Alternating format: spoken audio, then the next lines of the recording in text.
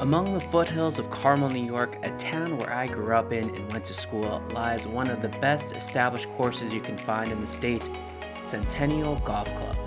Designed by two-time PGA Championship winner and US Open winner Larry Nelson, this 27-hole championship course opened in 1998, and what stands out the most to me are the dramatic elevation changes you will find on your journey through the woods of Carmel. But don't mistake this as just another parkland course. At times, it can feel like you've been transported to a links course in Ireland. Centennial is broken down into a 3-9-hole course, lakes, meadows, and fairways. For your money's worth, lakes and meadows are the courses to play, and what I played on this day. Fairways is not a bad representation either by any means, but if you're here for the beauty, the elevation, and yes, even the uneven lies, the lakes and meadows of Centennial Golf Club is the course for you.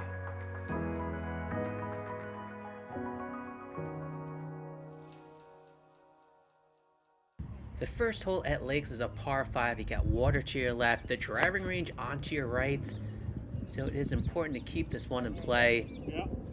Found the right side of the fairway. All right. The first hole is broken up into 2 fairways.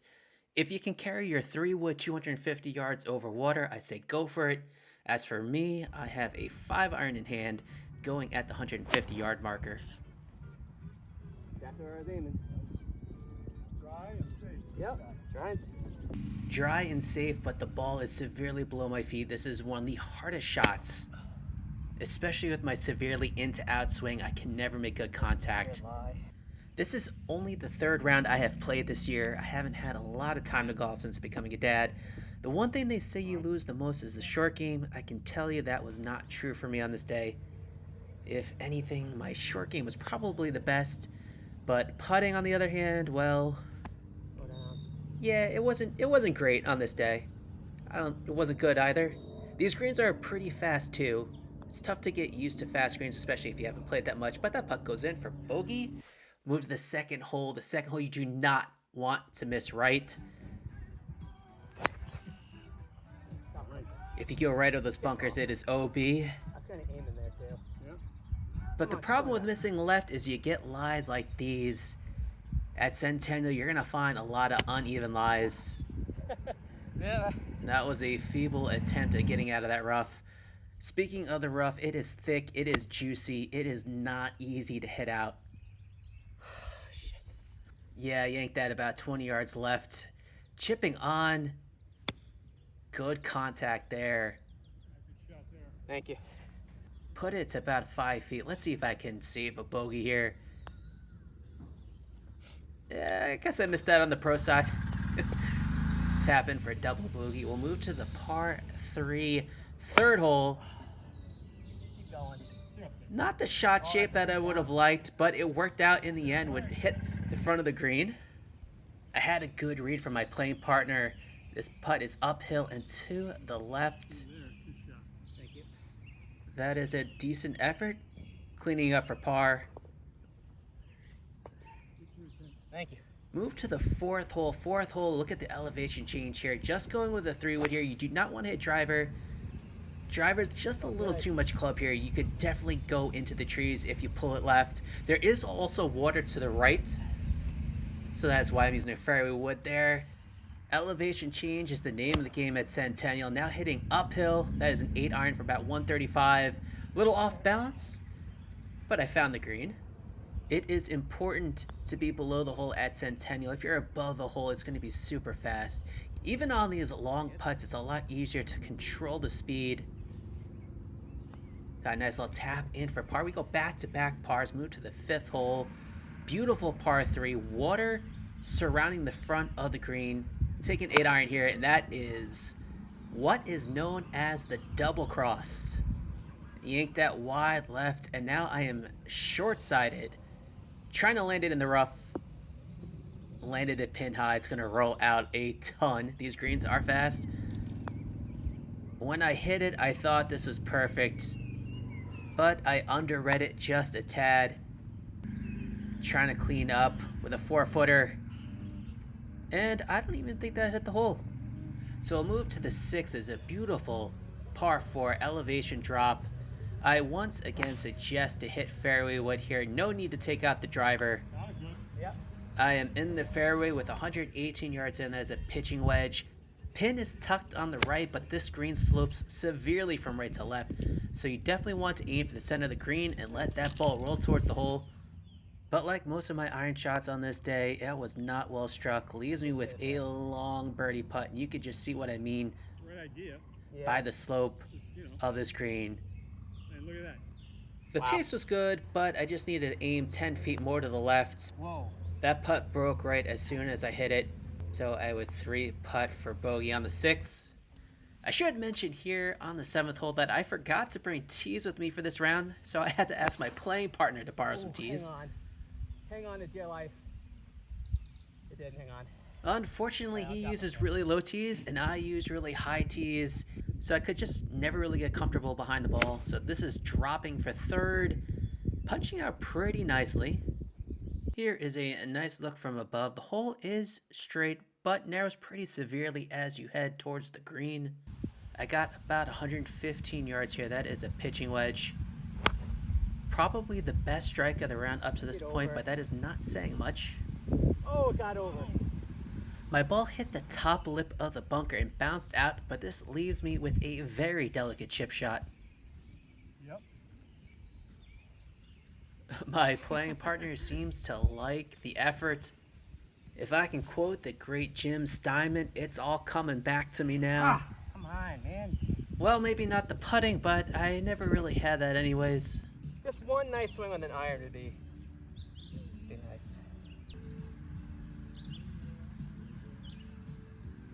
Yeah, like that. That was the best swing of the day. That was a pretty damn good looking 4-iron. And if you're thinking to yourself, well, damn, that is a pretty nice looking golf polo. Well, I have partnered with Artemis, a startup apparel company based out of Orlando. They currently have 3 polos on sale, including the one I am wearing in this video. A lot of apparel companies these days really overprice their products. What I love about these polos are that you get a premium quality with an affordable price. And if you use the code KENGOLF10, you will receive 10% off at checkout. That well struck 4-iron leaves me with just a gap wedge in. Back to back, come on. Another great strike. Long, wow. Maybe too good. I, A good swing, perhaps a confidence booster, still leaves me with a very long birdie putt. I mentioned you do not want to be above the hole at Centennial. You have to have good pace. I did there. Just leaves me with a nice little 2-footer for par. yeah, thank you. The 9th hole is all uphill. Thankfully, it's a short hole. You don't need any more than a fairway wood. Who needs a driver when you can stripe a 3-wood right down the middle of the fairway? Leaves me with just 130 yards in, but once again, hitting uphill. Sit down. I flushed an 8-iron. Would be a little too much club. I was a little indecisive on club choice. You can't really tell here, but there is a severe runoff with this green if you come up short. You'll have an insanely long, like 40, 50 footer. So that putt was for par, missed it on the low side to tap in for bogey, and after 9 holes, the rust is still wearing on me. I shot a 9 over 45, and you can see where I lost the strokes. It's the putting, it always is. The course also showed its teeth as I struggled at times to hit out of the rough. 3 double bogeys in 9 holes is not a recipe for a good round, so let's see if I can turn it around as I make the turn to the back 9. Moving on to the 10th hole, which is the first hole of Meadows, it is a very long par 5. Cool. Thank you. I found the center of the fairway, which is important on this hole, and I'll show you why. For your layup shot, it is important to note that there is a large patch of rough that cuts out into the middle of the fairway, right in front of the 150-yard marker. So you have 2 options for your layup shot. Either A, lay up with an iron and land it near the 150-yard marker, or B, hit a long iron or fairway wood over the rough. Guess what option I chose? No pen. Option B was the wrong choice, so now I'm left with hitting an 8-iron out of this luscious rough. Ball above my feet, choking up on the club, hit a beautiful shot right at the entrance of the green. Thank you. I would have to say that was the shot of the day, as it leaves me with just a 4-footer for birdie. Playing partner looking on. Oh, And I left it short. Man. Let's just move on to the 11th. Short par 4, that is a 4-iron. Still reeling from that missed birdie putt, and I just double crossed once again. That's the second time in the round that I did that. I'm left with a blind approach shot. I really don't know the yardage here, so I chose a 5-iron. Good. I'm glad I did. Left me just short-sided. I had to take relief from the rocks on the ground. No need to scuff up my wedges. pretty darn good shot. Yeah, well done. And once again, the short game coming in clutch. This would be a great par if it goes in. That is what you call the old hammer hands. But at least I avoid the 3-putt. We'll take the bogey, move to the 12th hole, par 3. I always aim right here since there is a fall off on the left side of the green. The green slopes from right to left, so any ball lands on the right side of the green will move closer to the hole. Leaves me with about, I want to say 12-footer for birdie. Oh, Pretty Ken, decent effort. I was almost about to say Ken does not suck. I have my moments. We'll move to the 13th hole, par 4, probably the hardest hole on Meadows. I think that could be good. Good is not the right word. I would say safe. That's gonna be close. Yeah. Yeah, I would say close is probably the best word to describe that. So we're just laying up with a pitching wedge. Couldn't really go for the green there. All right. Once again, I'm reliant on my short game. This one is a little further out, right around 60 yards. Oh, baby! Good shot. It's all coming back. It's all coming back to me now. But can I make a fucking par putt? Turn. World class. Oh, you bet your ass I can. Turn up the Celine Dion. Let's move to the 14th hole. I'm feeling good. I'm looking good in my Artemis Polo. That is an 8-iron. And we have a hole-in-one. Watch. Oh no, I stuck it. Okay. I landed about 2 feet from the pin. It rolled out just a little bit. That is not snow on the ground. That is pollen invading my nasal passages. Yet again, I miss another birdie putt. You can blame the pollen for that one. Tap in for par. Move to the 15th hole. I had mentioned earlier that I had forgotten my tees. I'm using the lowest tees possible. That ball never left the ground. All right. So now I am just punching this back into the fairway, trying to give myself a good number. Unfortunately, the little right went into the fairway bunker. That is an 8-iron. Clipped it really nicely. Unfortunately, I had a group behind me called a pro shop and complained that I was slowing play with my filming. It wasn't me, right? I wasn't slowing anyone down. Yeah. I've been waiting for Jason there for us. I did not film the rest of the hole out of respect for the starter, and I ended up with a double bogey. Unfortunately, people see a camera and they think I'm Martin fucking Scorsese taking 15 minutes in between shots to set up. That is not the case. It takes me 15 seconds to set up a tripod. Well, that works too. All right. And the oddest part is the group behind me knew we were waiting on a foursome the entire time. We were a twosome. There was a wonderful conversation going on between me and my playing partner while we were waiting patiently, might I add. So if you see someone with a camera, just don't automatically assume they are the ones slowing you down. All right, where was I? Back to the shitty putting. We're gonna do putt that for bogey, I think, right? I don't know anymore. We'll move to the 17th hole. Absolutely wonderful par 4, the best hole on the course in my mind.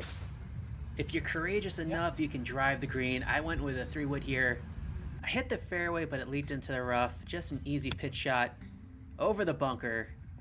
It would settle about 15 feet from the pin. Slippery putt. And that is all hammer hands. Yikes. Par de. Just trying to tap this in for par, and oh boy, have I had this happen to me one too many times. I mean, I was walking that bad boy in. The golf gods owe me one. We got one more hole left, 18th hole, par 5, probably the most linksy hole on the course. It feels like you're in Scotland. The ball nestles into an unfavorable spot. Ball is above my feet, choking down on the 6-iron. And that was just a wonderful hack out of the rough. Leaves me in a perfect position. Let's just take a look at the beauty of the 18th hole. You will see water on the left. This hole is a short par 5, so if you do go for it, be mindful of that water. I actually did eagle this hole once when I was a younger, thinner, single man. I was not too happy with that result. I pulled it left. Leaves me with about a 25-footer for birdie. Come on, go in one time. And the golf gods give one back to me after lipping out on 17. Take a look at this 360 drop in the hole for birdie. That is a hell of a way to end the day. Right? The back nine was significantly better as I went 4 over 40 for a final round of 85. I lost confidence with my driver, which is pretty rare in my golf vlogs, but I made up for it with solid iron play, a great short game, and I made some putts along the way. As for this course, perhaps I am a little biased since this is my hometown course. I have certainly seen Centennial in better conditions, and some amenities have been removed by the course, such as GPS on the golf carts. When you're playing a course like this, it's kind of a must, and I don't know why they were removed, but those things are minor. The course is so much fun to play. The practice facilities are top-notch. The driving range is grass, which is practically unheard of in the Northeast. Is it expensive? Yes, it is. Especially on the weekends, you will be forking over $140 at the minimum, but I suppose that is the price you pay to play a well-run golf.